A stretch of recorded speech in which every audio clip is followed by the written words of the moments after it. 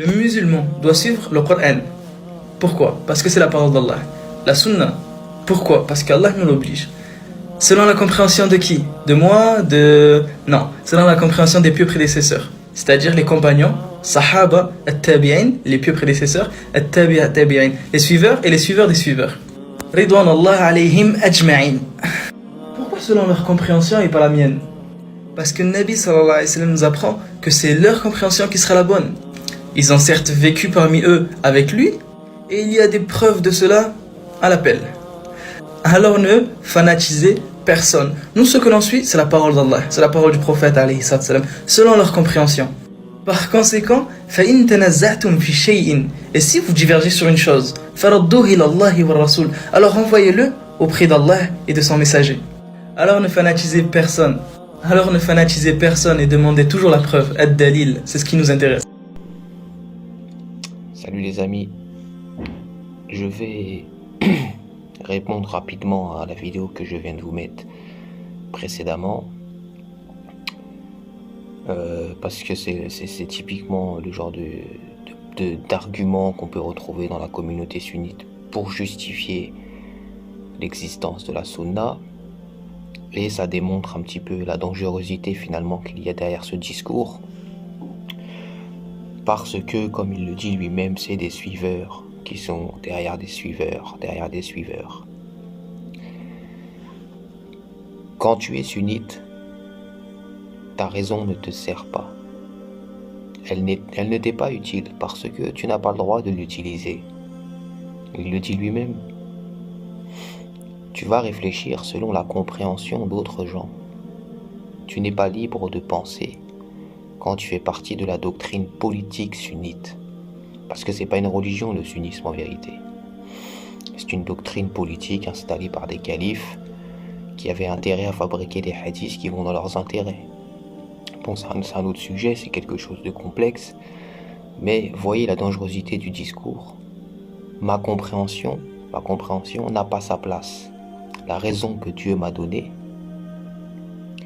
m'est pas utile, elle me sert à rien du tout.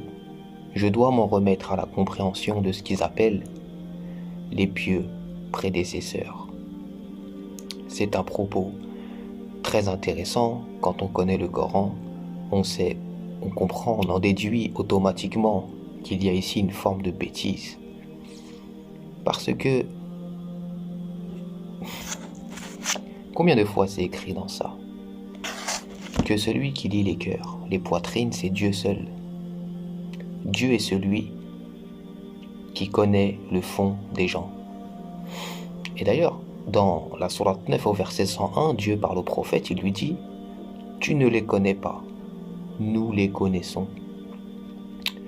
Mais de qui il parle, Allah subhanahu wa ta'ala, dans ce propos? Il parle des compagnons du prophète, il parle de ceux qui vivent autour de lui. Ça va des Bédouins jusqu'aux habitants de Médine. Donc le prophète lui-même, ne connaissait pas le fond des gens. Il ne savait pas qui était véridique et qui ne l'était pas, qui était sincère et qui ne l'était pas. C'est normal. C'est Dieu qui sait, qui connaît le fond des cœurs. Celui qu'on ne trompe pas, c'est Dieu. Donc nous ne sommes pas habilités pour dire un tel est pieux, un tel n'est pas pieux. Allahu a'lam, il y a des choses qui nous dépassent. Mais les sunnites, apparemment, ils savent mieux, même que le prophète, visiblement. Bah oui, si vous dites ceux qui nous ont rapporté la sunna, c'est les pieux prédécesseurs. Ils les appellent les pieux. C'est les plus rapprochés de Dieu. Ils ont déjà été jugés par l'homme, visiblement. Vous voyez ici, il y a quelque chose qui ne va pas. Si le prophète ne connaissait pas le fond des gens qui l'entourent, mais vous êtes qui, vous, pour dire ces gens-là, ces sahaba, ces ulama sont des gens qui sont pieux. Et puis, même être pieux, ça ne veut pas dire que tu ne te trompes pas. C'est deux choses qui sont totalement différentes. Tu peux être pieux, taqi, tu peux être quelqu'un qui pratique, qui fait les choses obligatoires, etc. Mais ça ne veut pas dire que tu as la bonne compréhension. Ça n'a absolument aucun rapport. Vous voyez, donc, dans la doctrine sunnite, la réflexion personnelle n'est pas autorisée. Tu n'as pas le droit de réfléchir, tu n'es pas habilité pour ça, tu n'as pas la bonne compréhension, qu'importe qui tu es. C'est vraiment une pensée dangereuse. Pour justifier la sunna, il utilise un verset coranique qui dit que Dieu nous a commandé d'obéir aux messagers. Ce qui n'est pas faux, c'est vrai, il y a beaucoup de versets qui citent ce segment-là. Mais il a oublié, visiblement, de vous préciser que ce propos est conditionné dans le Coran.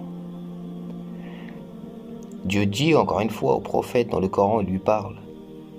Juge entre eux d'après ce que Dieu a fait descendre. Mais qu'est-ce que Dieu a fait descendre? Le Coran. Donc si le prophète doit juger une situation, il va s'en remettre au Coran. Donc il ne peut pas inventer, créer une loi qui n'est pas dans le Coran, vous dire un propos qui n'est pas dans le Coran, il va simplement vous le montrer, vous l'exposer. C'est un verset coranique qu'il va vous citer si jamais il doit juger une situation. Et c'est ce qu'il confirme lui-même dans le Coran, je ne fais que suivre ce qui est révélé. Tout ça pour vous faire comprendre que ce que vous avez besoin, c'est le Coran. Le prophète ne va pas juger en utilisant sa propre imagination. Il est un être humain comme les autres, c'est pas moi qui le dis, c'est lui qui le dit. Je ne suis qu'un être humain comme vous. Donc vous voyez comment on peut faire dire tout et n'importe quoi à un propos parce qu'on l'a isolé, parce qu'on a retiré tout ce qui allait avec de passage dans le Coran. Donc les amis, n'écoutez surtout pas ce genre de discours. Dieu vous a donné une raison. D'accord? Elle n'est pas moindre que la raison des autres. Cette raison-là, vous devez l'utiliser. Le discernement, il est propre à chacun. Et vaut mieux d'ailleurs, être dans l'erreur, mais en ayant cherché la vérité soi-même, que être dans la vérité en ayant suivi aveuglément sans réfléchir quelqu'un d'autre. Vraiment. C'est plus valeureux, ça a plus de valeur, ça a plus de sens. Et tout le monde se trompe de toute manière, c'est pas un problème. Tout le monde se trompe, et je vais même aller plus loin. Dieu dit dans le Coran qu'il y a des versets dont personne ne connaît l'interprétation à part Dieu. Il n'a pas dit à part les prophètes, les messagers, les bons croyants, etc. Personne ne connaît à part Dieu. Vous comprenez? Il y a des versets qui sont la base du livre et d'autres versets qui prêtent à interprétations diverses. Et Dieu le dit que ceux d'ailleurs qui ont un problème là dans leur cœur passent leur temps à mettre l'accent sur les versets qui prêtent à interprétation alors que personne ne connaît l'interprétation à part Dieu. Mais si tu écoutes les sunnites, si les sahaba, les ulama, ils connaissent, il n'y a que Dieu, non, c'est pas vrai, c'est eux qui connaissent. Vous voyez, c'est du kufr, c'est de la mécréance, c'est-à-dire qu'ils mettent des divinités à côté de Dieu. Ils savent même pas ce qu'est adorer dans le langage qui est coranique. Dans le langage coranique, adorer, ça veut pas dire forcément se prosterner devant une statue, ça veut pas dire faire des invocations, c'est juste suivre en termes de religion autre que Dieu. Combien de divinités les sunnites ils ont? Ils ont Bukhari, Muslim, Abu Huraira, Abu Daoud, Ahmed, Aïcha, Khadija, Abu Bakr et compagnie et compagnie.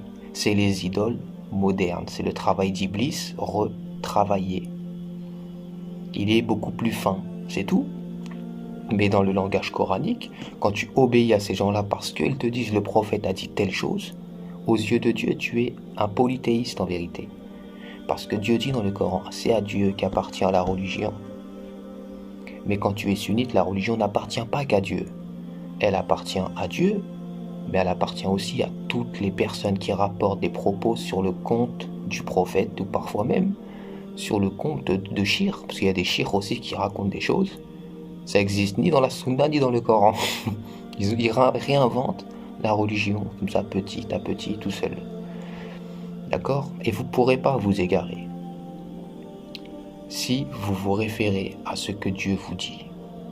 Tu ne peux pas t'égarer. C'est pour ça que le Coran est fiable. Il est, d'ailleurs, Dieu dit, c'est un livre inattaquable. Et c'est une réalité. Je ne veux pas m'attarder plus longtemps. C'était juste pour vous dire, faites attention avec ce genre de discours. Celui qui lit les cœurs, c'est Dieu. D'accord? Nous sommes personne pour dire un tel il est pieux, un tel il n'est pas pieux. Le prophète lui-même ne connaissait pas le fond des gens. Et les versets qui disent qu'il faut obéir au messager, c'est conditionné dans le Coran. C'est conditionné. Ça ne veut pas dire qu'on doit obéir à tout ce qu'on raconte sur le dos du prophète, ça n'a plus aucun sens. Donc voilà les amis, c'était juste pour préciser ce point. Et en fait, je voulais dire, les lignes sont en train de bouger. Vraiment, je prends Dieu à témoin, je reçois énormément de messages. Ça vient de tous les sens, je vous jure, ça vient même de tous les pays. Énormément de musulmans sont en train de comprendre l'arnaque dans laquelle on les a plongés en vérité. Il y a encore beaucoup de travail à faire. Parce que c'est quelque chose qui perdure depuis plusieurs années, plusieurs siècles en vérité. Beaucoup de mensonges dans la spiritualité, et c'est le travail du diable. Et il fait son travail. D'ailleurs, Dieu nous a mis en garde contre ça dans le Coran. À chaque fois que Dieu envoie une révélation, le diable essaye de détourner le sens des versets de Dieu. C'est ce qu'ils font avec les versets qui parlent du messager. Mais alhamdoulilah, les lignes sont en train de bouger. Je vous le dis, je reçois beaucoup de témoignages, beaucoup de messages, et ça fait vraiment plaisir parce que les gens réfléchissent de plus en plus, et bientôt le conflit intercommunautaire, le conflit entre les communautés religieuses, si ça continue comme ça, il n'aura plus raison d'exister. Parce que nous croyons en un seul Dieu unique, qu'importe que tu es chrétien, juif, musulman. Tu crois en un Dieu unique, je crois aussi en un Dieu unique. Ton Dieu est le mien, mon Dieu est le tien. Viens, on va ensemble vers Dieu, même si on a des divergences dans l'interprétation. Je crois en l'Évangile, je crois en la Torah, je crois en les psaumes de David, je crois dans le Coran. Et beaucoup de chrétiens se sont mis à lire le Coran. Et beaucoup de musulmans se sont mis à lire la Bible. Ma messagerie en témoigne. Donc, alhamdoulilah, c'est tout ce que j'ai à dire. Les lignes sont en train de bouger, les amis. Continuez de véhiculer le message, de le colporter, de le partager, c'est très important. Il y a des gens, au moment où je vous parle, qui travaillent dans la division des communautés. Et vous, Inch'Allah, vous allez travailler dans le regroupement des communautés. C'est tout ce que je vous souhaite.